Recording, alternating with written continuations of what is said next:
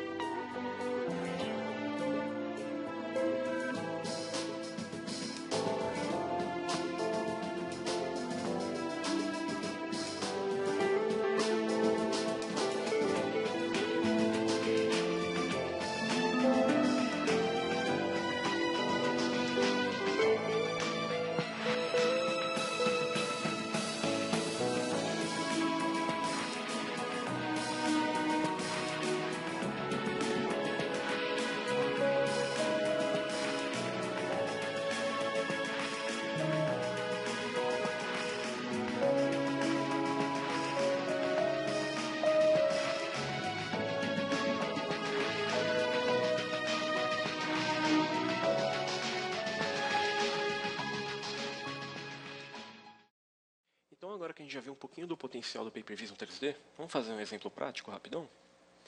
Que tal a gente importar esse modelo animado do 3D Max para o Flash através do Paper Vision?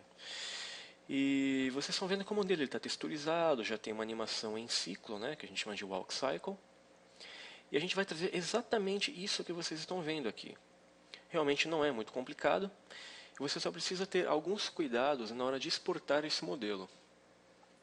Mas esses cuidados você vai ficar por dentro na hora que fizer o curso. Então eu vou pular para a parte prática final desse processo. Bem, agora eu vou mostrar como é que a gente importa aquele arquivo do Max dentro do Flash, né, utilizando o Paper Vision. E eu vou mostrar de forma bem rápida, tá, gente? Aqui, ó, analisando, a gente já tem um arquivo FLA construído, um arquivo em branco. E já temos o arquivo AS que está linkado a ele. Vamos ver como é que eles são feitos? Timeline. Aqui temos nosso arquivo em branco, nada na timeline. Porém, o docClass está apontando para a nossa classe WalkCycle. E olhem só o tamanho do código para fazer o que a gente quer. É realmente pouca coisa, levando em conta que a maioria desse código é o código básico de estrutura da própria classe, né? Então agora eu vou explicar para vocês uns pedaços de código disso aqui. A princípio eu pensei, bem, acho que eu vou fazer, eu vou escrever junto com o pessoal para eles entenderem. Mas realmente não é necessário porque é muito fácil. Então você só precisa entender o que cada coisa faz aqui. E vai entender que realmente é uma mão na roda. Então temos o nosso corpo da classe principal, importamos os eventos do Flash, e importamos abaixo os eventos do Paper Vision. Nota que eu estou importando a classe inteira, né? Porque é bom a gente manter uma relação de dependência completa com a classe que a gente está utilizando, em vez de usar, por exemplo, parsers ponto asterisco, né? Isso não é muito recomendado. Criamos variáveis, né? Essas variáveis vão servir de controle de câmera, por quê? Essa câmera que eu vou criar, ela é uma que é sensível ao movimento do mouse. Então, conforme você movimenta o mouse na horizontal e na vertical, ele vai rodando o modelo para você dar uma olhada nas outras partes dele. Então não se preocupem com a utilidade de cada uma delas, a gente vai ver diversas técnicas de manipulação de câmera no curso. E aqui configurei o stage e chamei duas funções. Essa função init, a gente constrói o corpo dela aqui, e essa start rendering, ele está acessando a partir do Basic View. E o que é o Basic View? É uma classe que a gente está estendendo, na qual já traz para a gente toda a configuração de câmera e de viewport pronto, sem a gente precisar criar uma do zero. Então ela é muito boa quando a gente vai precisar criar, por exemplo, uma aplicação rápida, o que é o nosso caso. Então vamos lá, gente. Vamos pegar a nossa função init. Aqui eu peguei minha variável model, igualei ela a new die. E o que é esse die? Die é o parser, ou seja, ele pega o arquivo exportado, interpreta, esse arquivo nada mais é do que um XML, e constrói os polígonos a partir desse XML. E lá contém todas as informações de ligação de pontos, de animação e tudo mais. Aqui são os parâmetros de animação. Né? Aqui quer dizer se eu quero animar ou não, aqui é um nome que eu dou para esse modelo, e aqui eu estou dizendo se ele tem um loop. Então, animo, não tem nenhum nome, e tem um loop. Aqui eu adiciono um evento de carregamento, ou seja, como é um modelo externo, eu vou ter que carregar e detectar quando esse modelo terminou de ser carregado. Então adiciono esse event listener e aponto para a minha função modelLoaded, e logo abaixo eu acesso o método load da minha classe die e passo o arquivo que eu quero carregar.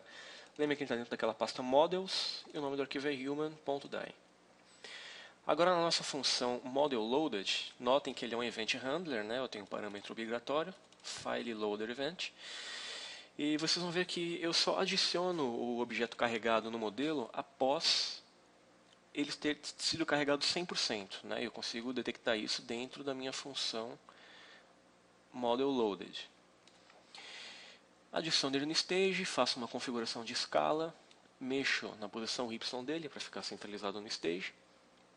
E aqui embaixo, ó, vocês vão ver que eu estou criando um método, eu estou criando uma função que ela é um override de uma função chamada renderTick do meu Basic View. O que esse renderTick é? É como se fosse um enterframe.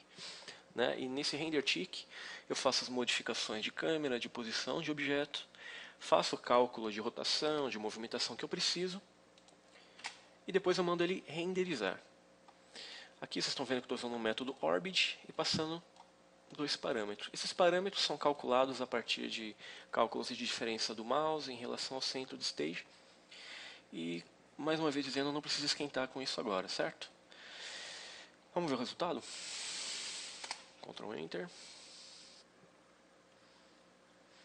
Ele demora um pouquinho mais para gerar o SWF, né? Tanto no Flash CS5. Ainda mais por ser PPV, por ser uma biblioteca 3D, ele acaba enrolando um pouquinho mais. Mas está aí, ó. Nosso modelo com textura, animado, bonitinho e perfeito. É isso aí, gente. Até a próxima aula, então.